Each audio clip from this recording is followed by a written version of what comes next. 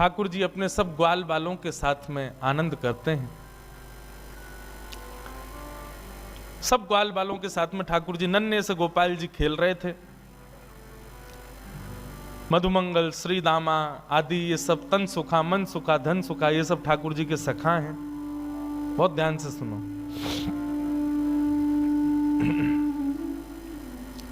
ये सब सखा हैं ठाकुर जी के। एक दिन ठाकुर जी सब ग्वाल बालों के संग खेल रहे थे। सो ठाकुर जी का सखा श्री दामा बीच खेल से ही जान लगो। ठाकुर जी बोले, अरे भैया कहां को जा रहे हो? लाला मैं तो अपनी ससुराल जा रहा हूं। ठाकुर जी तुरंत पहुंच गए श्रीदामा के पास, हाथ पकड़ लियो। बोले, ससुराल जी कौन सा काम है भैया? ब्रजभाषा समझ में आ रही है? देखो भैया, आप सब लोग अधिकतर यहाँ अहीर समाज के लोग बैठे, आप सब लोग ब्रज से ही हो, आपके सब पूर्वज ब्रज के ही हैं। ब्रज भाषा तो समझ में आनी चाहिए, आपके द्वारिकाधीश की भाषा है। ठाकुर जी बोले, भैया ये श्रीदामा जे कौन सा गांव है? ससुराल। श्रीदामा बोलो, अरे बाबड़े ससुराल गांव ना होवे। बोले, तो फिर का होवे ससुराल? बोले, ससुराल होवे ब्याह एवे के बाद में एक नहीं दो घर है जाए। एक तो होवे अपनी मैया को घर, पिता को घर, और एक होवे पत्नी के मैया पिता को घर, वाकू के हैं ससुराल। ठाकुर जी बोले, तेरी बात मेरे पल्ले ना पड़ रही लाला। अरे ससुराल कहाँ होवे मुझको जल्दी बता। बोले, अरे ससुराल मतलब पत्नी को माई को। ठाकुर जी बोले, पत्नी जी पत्नी कौन होवे भैया? श्रीदामा समझा रो है, अरे लाला तू तो बड़ो भोरो है, नेक बड़ो है जाएगो तो तेरो ब्याह है जाएगो, तेरी पत्नी आ जाएगी। ठाकुर जी बोले, मेरी पत्नी आवेगी? बोले, हम बे तो फिर मेरो ससुराल कहां है? श्रीदामा बोला, मो का पता तेरो ससुराल कहां है? जब ब्याह होगा तब पता चलेगी तेरो ससुराल कहां है। अब तो ठाकुर जी हट करने लगे, बोले, ना मेरो ससुराल बता, मेरो ससुराल कहां है? श्रीदामा बोलो, अरे अपनी मैया से जाके पूछ ले, तेरी मैया बता देगी तेरो ससुराल कहां है। ठाकुर जी खेलते कूदते आज घर आए। यशोदा मैया रसोई घर में प्रसाद सिद्ध कर रही है। ठाकुर जी आके गोद में बैठ गए, बोले, मैया मेरो ससुराल कहां है? अब तो जैसे ही मैया ने सुनी मेरो ससुराल कहां है, लाला बोल लो। मैया बोली, लाला ये कहां से सीख आए हो? बोले, आज मैया मैं खेल रहे हो तो श्रीदामा अपनी ससुराल गए हो, तो वो बोलो मैं ससुराल जा रहा हूं, तब से मेरे मन में आ रही मेरो ससुराल कहां है। मैया बोली, ससुराल लाला जब ब्याह है जाएगा तब आएगा ससुराल। बोले, जय श्रीदामा कह रहा हो, मेरो ब्याह कब होएगा मैया? बोले, अरे अभी तू बड़ो तो है जा लाला, तू पे मोह दोनों आवे ना। मैं खवाऊं तो खावे, मैं चलाऊं तो चले, मैं उठाऊं तो उठे, मैं नभाऊं तो नहावे। जब बालक बच्चे सब अपने आप अपने कामन को करन लगे तब उनको ब्याह कर दिया जाए, तब उनके काजे बहू आवे, तब ससुराल होवे। ठाकुर जी बोले, मैया मैं सब काम कर लूंगा अपने आप, तू मेरा ब्याह करा दे और मेरे काजे बहू लिया। मैया बोली, नेक बड़ो तो है जा लाला, कहां ते लाऊं तेरे काजे बहू? ठाकुर जी बोले, या तो मेरे काजे बहू ला, नहीं तो श्रीदामा अपनी बहू ला रहा हो, बाकी बहू को मैं ले आऊंगा, वो बहू मेरी है जाएगी। मैया जोर से हंसी, बोले, लाला तेरी बात ऐसी ऐसी बात बनावे, बैठो बैठो। मैया बोली, करा दूंगी तेरो ब्याह, ज्यादा चिंता मत करे। अब तो ठाकुर जी रोने लगे, मैया मेरो अभी ब्याह करा, अभी ब्यावे जाऊंगा, मैं तो अभी ब्याह करूंगा। यशोदा मैया परेशान है गई, बोले, लाला चल करा दूंगी तेरो ब्याह, अब रोवे मत। बोले, कब करावेगी? तिथि बता मोकू, तिथि बता, दिन बता, समय बता, सब बता, तभी जाऊंगा यहां पे। यशोदा मैया तो ऐसी परेशान भई। ऐसे हमारे नन्हे से गोपाल जी बहू की और ससुराल की आस में बैठे। श्री दामा को ब्याह माधवी गोपी से भयो, माधवी सखी से भयो। माधवी आज श्री दामा माधवी को लेने के लिए ससुराल गए। ससुराल से जैसे ही माधवी आने लगी सो मैया ने पढ़ा दी माधवी और पढ़ा लिखा करके भेजी। बोले देख तू अपने ससुराल जा रही है, जमाई राजा लेवे आए हैं, लेकिन ध्यान रखियो, याद रखियो, ससुराल में सबको सम्मान करियो, सबको आदर करियो, सबसे प्रेम से रहियो। मैया खूब सिखा पढ़ा के भेजी अपनी बहू को। लेकिन तेरे पति को एक सखा है, वा को नाम कृष्ण है, बस वाह से सावधान रहियो। क्यों मैया वाह से सावधान क्यों रहूं मैं? बोले अरे मैंने सुनो है वो कन्हैया जाकू अपना रूप दिखा दे, जाकू एक बार अपनी तिरछी नजर से देख ले, वाको फिर गृहस्थ आश्रम गृहस्थ जीवन बर्बाद है जाए। वो फिर वही को देखते रहे, वाके रूप में कछु जादूगर है, वो जाकू देख ले, वाकू अपनो बना ले, फिर वो अपने पति को ना रहे वही को है जाए। मां की बात सुन करके माधवी घबरा गई। बोले ऐसो कैसो है कि पति छूट जाए वासे? बोले यही मारे मैं कह रही हूं तू सब कछु करियो, लेकिन तू मुंह को वचन दे के जा, वाह कृष्ण को अपना मुख मत दिखाइयो। चाहे तो कुछ जीवन भर घूंघट करके रहना पड़े, लेकिन कृष्ण को मुख मत दिखाइयो। माधवी बोली मैया मैं वचन दे के जा रही हूं, वह कृष्ण को मुख नहीं दिखाऊंगी। श्री दामा माधवी को लेकर के ब्रज जा रहा है। श्री दामा पहले ही माधवी से चर्चा करते आ रहा हो रास्ता भर। सो श्रीदामा ने कही, बोली अरे सुन, ब्रज में अभी मैया मिलेगी, पिताजी मिलेंगे, सब मिलेंगे, सबके संग फिर बोलो मेरो एक सखा है कृष्ण, वाकू जब से मैंने बताई ससुराल के बारे में, ब्याह के बारे में, तब ते बड़ा उतावलो है, तो है सके वो तो उसे मिलवे आवे तो वाकू अपना मुख दिखाई दियो। मीराबाई ने जैसे ही कृष्ण को नाम सुनो महाराज, आदि माधवी ने जैसे ही कृष्ण को नाम सुनो, आधे रास्ता में ही घूंघट कर लियो। बोले वहां से ही तो बचवे के काजे मैया ने कही है, वहां को मुख नहीं दिखाऊंगी। बंधुओं, संसार में जिससे मुख छुपाना चाहिए हम उसको तो दिखाते हैं, और जिससे कभी नहीं छुपाना चाहिए उसी से छुपाते हैं। संसार के विषय भोग विलास आदि इन सबके आगे हम अपने आप को प्रत्यक्ष प्रस्तुत कर देते हैं, और ठाकुर जी की भक्ति, ठाकुर जी के भाव में सदैव गोपनीय रखते हैं, सदैव अपने आप को पीछे रखते हैं। ऐसा क्यों? कथा का नाम सुनकर के रसिक जन आते हैं, ठीक है, अच्छा आप लोग भी पधारे हो, पर यहीं कोई ऐसी लीला होने वाली होती जिसमें थोड़ा मनोरंजन हो तो भीड़ ज्यादा होती है।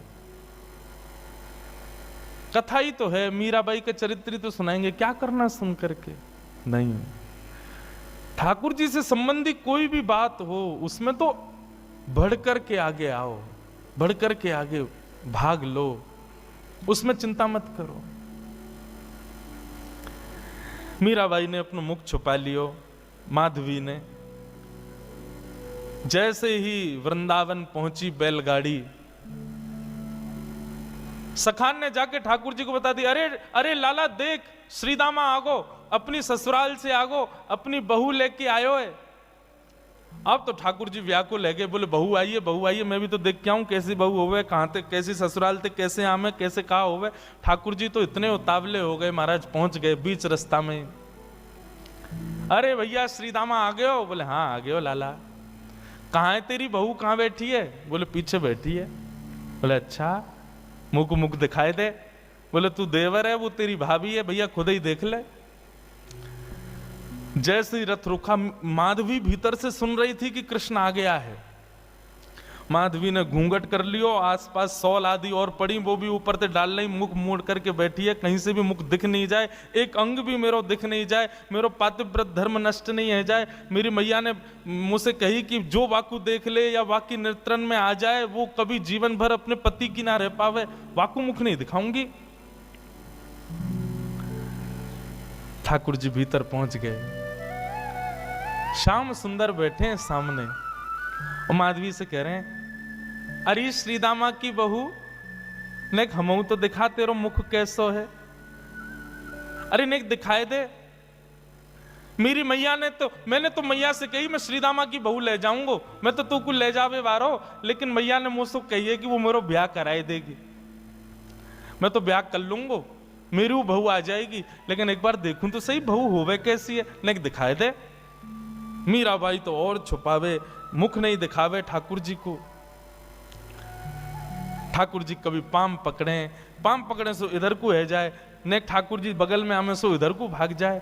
खूब देर ठाकुर जी मनोहार करते रहे, लेकिन माधवी ने अपना मुख नहीं दिखाया। थोड़ी बहुत देर तो ठाकुर जी मनोहार करते रहे, जब माधवी ने मुख नहीं दिखाया सो ठाकुर जी बोले, देख तू मोसों अपनो मुख छुपाए रही है, तो ना पतो मेरो मुख देखवे के काजे सब तरस हैं, सब तड़फ हैं। बड़े बड़े ऋषि महात्मा ज्ञानी हिमालय पे जाकर के तपस्या करें तब जाके मेरो मुख दिखे, और तेरे सामने प्रत्यक्ष बैठा हूं, हाथ जोड़ रहा हूं, पाम पर रहा हूं, तब वो अपना मुख नहीं दिखा रही है। जा तड़पेगी तू मुंह को देखवे के काजे, तरसेगी, व्याकुल रहेगी जीवन भर। माधवी ने मानो ऐसा इशारा किया कि मोह देखवे की जरूरत ना है, मोह तड़पवे की जरूरत ना है, चले जाओ यहां से। ठाकुर जी निकल के बाहर आए, बोले अरे श्रीदामा, मोह तो लगे तेरी बहू भेड़ी दिखे, बाकी आंख कमजोर, बाकी एक आंख ते काणी है। श्रीदामा बोलो नहीं तो। बोले तो नाक टेढ़ी है, बोले नहीं तो। बोले होठ कटे हुए हैं, बोले नहीं तो। बोले दिखाई ना रही, ऐसे मुंह छुपा रही है जैसे कितनी कुरूपणी है। कोई बात ना श्रीदामा, मेरी बहू आवेगी, मैं तो को नहीं दिखाऊंगा, ले जा अपनी बहू है। माधवी चली गई, अपने घर आ गई। लेकिन बंधुओं, गोविंद दामोदर स्तोत्र में कहते हैं ना, ग्रहे ग्रहे गोप वधू कदम्बा, सर्वे मिलित्वा समवाप्य योग्यम, पुण्यानि नामानि पठन्ति नित्यम, गोविंद दामोदर माधवेति। ब्रज में तो और कुछ होता ही नहीं है, हर घर में केवल कृष्ण की चर्चा चलती रहती है। सुबह उठने से लेकर रात्रि सोने तक केवल कृष्ण कृष्ण कृष्ण। कृष्ण ने ऐसो कियो, कन्हैया ने ऐसो कियो, अरे आज तो नंद को लाला वहां घूम रहे हो, अरे आज तो नंद को लाला वहां डोल रहे हो, सब जगह यही चर्चा। अब माधवी सोचे इन पे और कोई बात ही नहीं है, अगल बगल की सब गोपियां, पूरे घर गृहस्थी की कोई बातचीत नहीं, बस पूरे दिन वो नंद को लाला ऐसो करे, नंद को छुरा ने आज तो ऐसो कियो, अरे आज तो माने ऐसो कियो, पूरे दिन वही की चर्चा। अब माधवी कहे किससे, अपनी सास से कहे, अगल बगल की गोपियों से कहे, बोले तुम लोगन पे और कोई बात ना है, कभी बैठ जाओ, कहीं चले जाओ, 24 घंटा या कृष्ण कृष्ण कृष्ण कृष्ण वही की चर्चा करते रहो। और भी तो कई बातें गृह गृहस्थी की कर लो भैया, ये 24 घंटा कन्हैया। एक गोपी बोली, अरे ये नई नई आई है का अभी ब्रज में? बोले हम बे अभी नहीं आई है। वो कितने दिन आए गए? बोले 3 दिन है गए। वो 3 दिन है गए, एरी गोपी, एरी माधवी, तेने कन्हैया देखो अभी तक, या कन्हैया की दृष्टि पड़ी तो पे? माधवी बोली, मैं नहीं दिखाऊंगी वाकू अपना मुख, मेरी मैया ने मनाई करके भेजो है कि वाकू मुख दिखावे से यही स्थिति है जाए जो तुम लोगन की, अपनी पति की चर्चा नहीं करो, वह नेक से कन्हैया की चर्चा कर रही हो, मैं तो ना दिखाऊंगी वाकू मुख। गोपियां सब बोली, यही मारे तेरे मुख से वाक्य काजे ऐसे दुर्वचन निकलने हैं। अभी तेने वाको मुख देखो ना है, अभी तेने वाको रूप देखो ना है, यही मारे ऐसे बोल रही है। अरे जाद ना वो छवि दिख जाएगी ना, जाद ना वो मोहनी मूरत सांवनी सूरत तेरे चित्त में बस जाएगी ना माधवी, तू भी हमारी तरह वही की चर्चा करेगी। माधवी मन में सोचती भी है, ऐसा कहा है वाक्य रूप में जो और कोई चर्चा ना आवे चित्त में।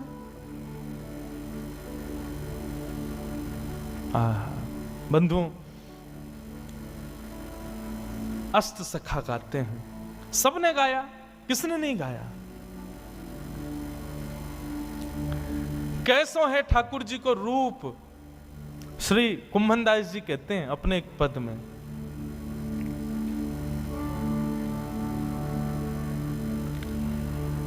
नैना पलक लागे नहीं रूप देखे। अरे माधवी, वह कन्हैया को रूप कैसो है? बोले नेत्रन से जब वो सामने दिखेगा ना, तो जैसे पलक मानो झपकनो अपने आप को भूल जाएंगी, ये पलक नीचे आनो भूल जाएंगे। आज हम संसार की कोई वस्तु देखें तो पलक ना जाने कितनी बार झपके, हमें खुद को पता ना चले। बोले श्याम सुंदर जब नेत्रन के सामने आएंगे तो पलक भी भूल जाएंगे कि हमको झपकनो है, ऐसा रूप है वाको।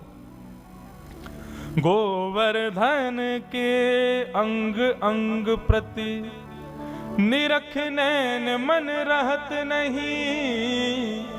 अरे वाको एक एक अंग ऐसा है कि एक अंग को देखेगी तो वर्षों तक एक ही अंग को चिंतन चलता रहेगा।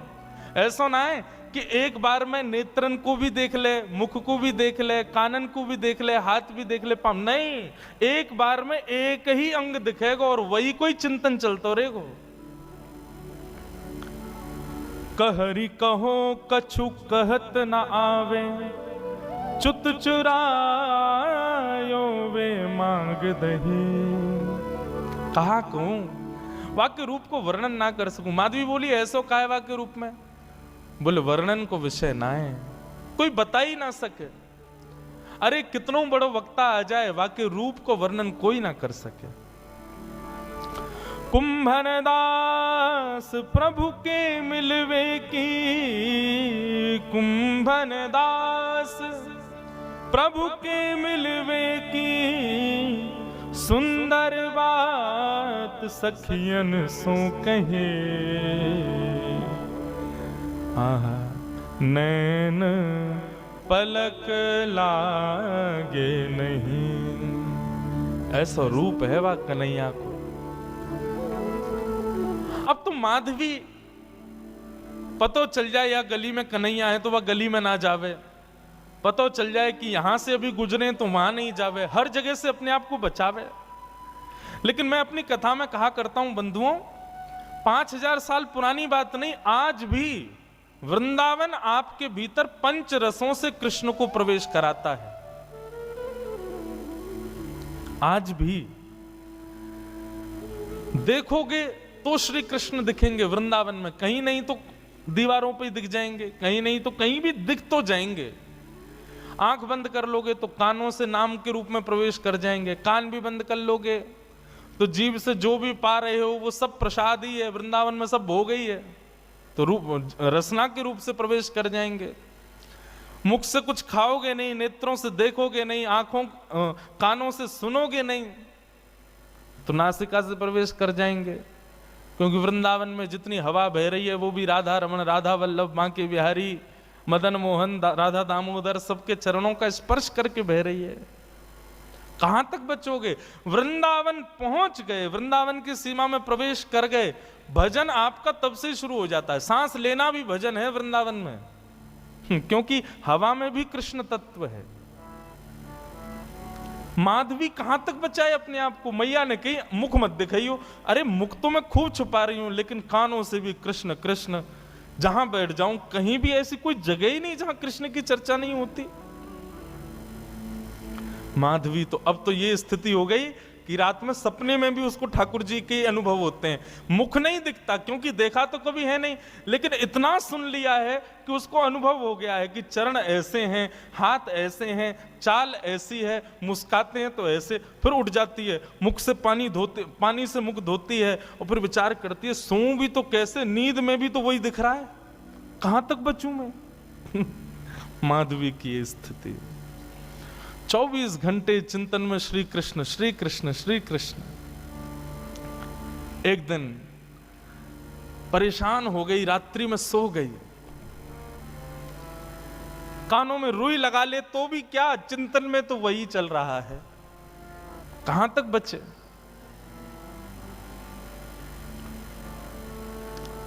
रात्रि में सोई थी, आज मानो मीराबाई को ऐसा लगा कि सुबह हो गई है, और तुरंत उठ करके हाथ मुंह धो करके माधवी ने मटका उठाया, यमुना जल भरने के लिए निकल पड़ी।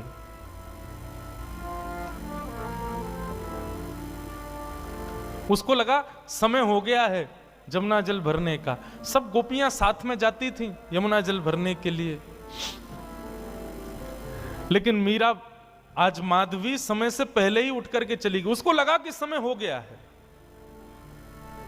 और पहुंच गई यमुना के तट पर। तट पर जाकर के देखा अभी तक कोई भी नहीं, अकेली मैं, बाकी सब कहां चली गई।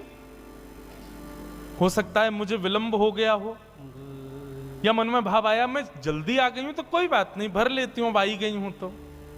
अकेली है यमुना के तट पर माधवी।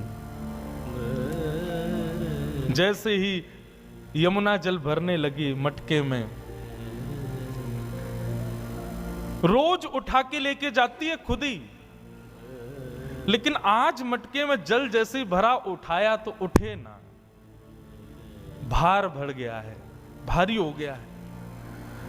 अब तो लगी है उसको उठाने में, कभी खूब प्रयास करती है, खींचती है, आसपास देखती है कोई आ जाए, कोई आके उठवा दे।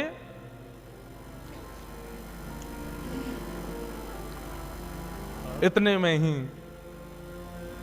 बांकी अदा से अपनी चाल चलते भये, त्रिभंग लली श्याम सुंदर, कमल कटाक्ष नेत्र हैं, सुंदर दंतावली, चंदन की सुगंधी से आच्छादित करते हुए मार्ग को पहुंच गए यमुना के तट पर।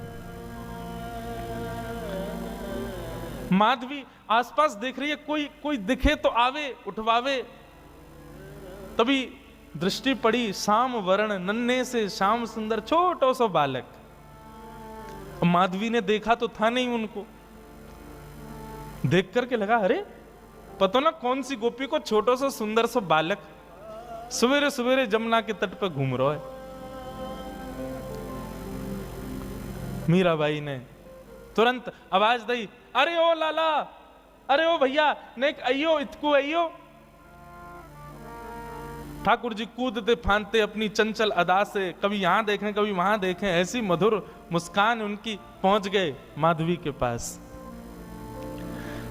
एक बार को तो मानो जैसे देखती रह गई माधवी, लेकिन मन में ये एक बार भी नहीं आया कि ये वही तो नहीं है जिससे बचना चाह रही हूं।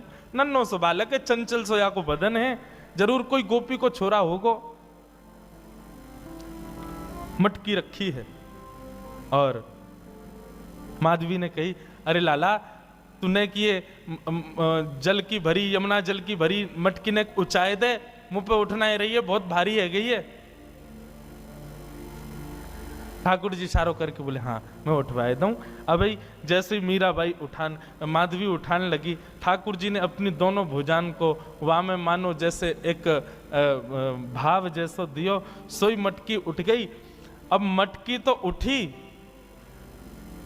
ठाकुर जी नेक से नेक उठा के इतनी ऊपर तक कर देते, लेकिन ज्यों ज्यों मटकी उठाई ठाकुर जी त्यों त्यों लंबे रहते चले गए और बिल्कुल मीराबाई के सन्मुख खड़े है गए।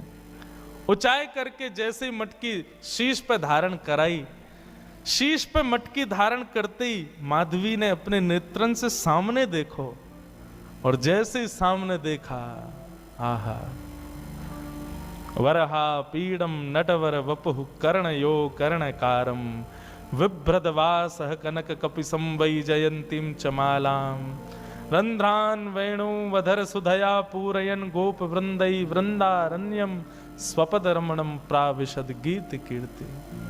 दोनों भुजा से मटकी पकड़ रखी है, नेत्रों से सामने श्याम सुंदर को देख रही है, मुख खुला हुआ है, प्रश्वेत के बिंदु माथे से नीचे गिर रहे हैं, और अचेत अवस्था में मीराबाई उनके रूप को देख रही है, माधवी उनके रूप को देख रही है।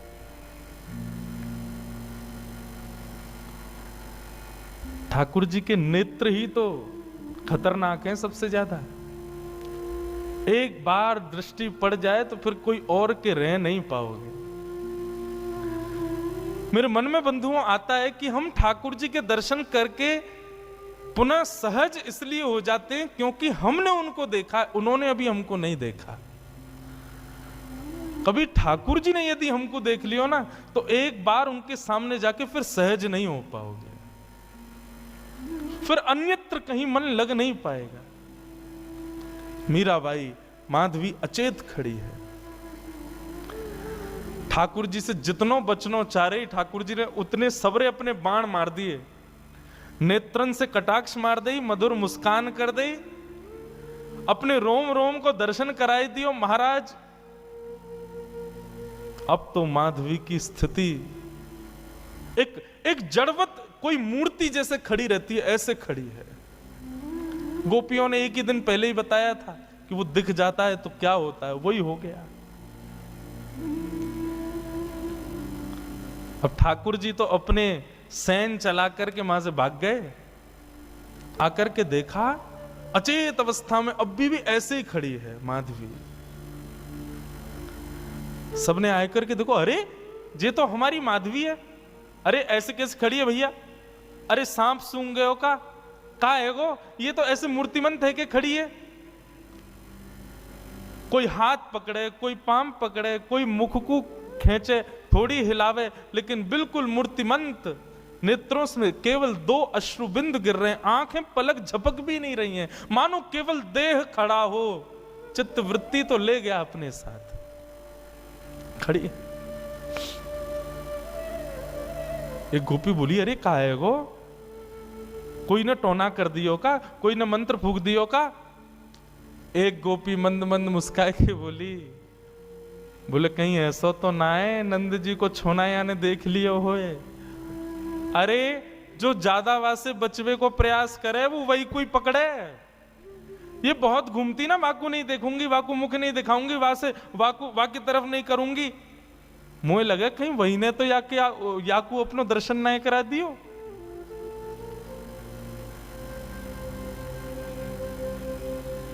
एक गोपी यमुना जल भर के लाई और जल का छिड़काव, खड़ी हुई है मीराबाई, ऐसा नहीं अचेत पड़ी है, सांस भी चल रही है, नेत्र भी खुले, बिल्कुल सचेत है, बस मूर्तिमंत है।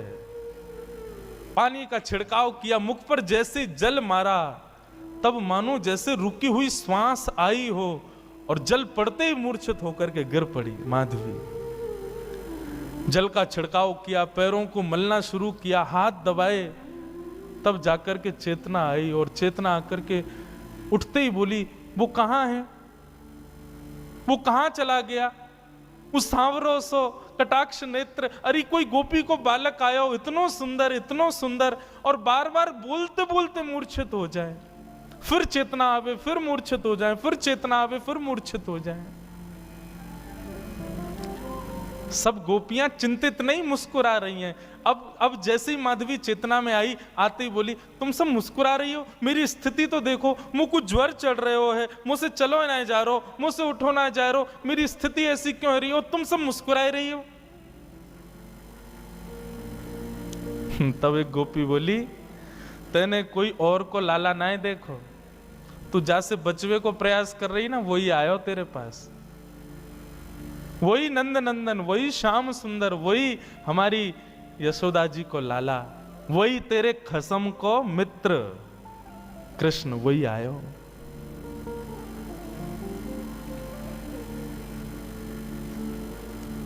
मीराबाई माधवी अब तो बेचैन हो गई, मैं कहा करूं, कहां जाऊं, मुझको घबराहट है रही है, मुंह से उठो ना जा रहा, मुंह से चलो ना जा रहा, मैं बोल भी ना पा रही, बार बार अचेतना है रही है, कछु करो ना। सब प्रकार के प्रयास किए, लेकिन माधवी कहे नहीं, अब तो एक ही उपाय है कि वाके सामने मुंह को ले चलो, मुंह को दिखाए दो, वाको रूप दिखाए दो।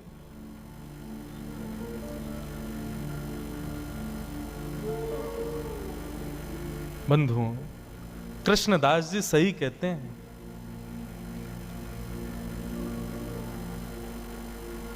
सजल श्याम घन वरण लीन है, फिर चित अनत न भटक्यो, मेरो मन गिरधर छवि पे अटक्यो। मेरो मन गिरधर छवि पे अटक्यो।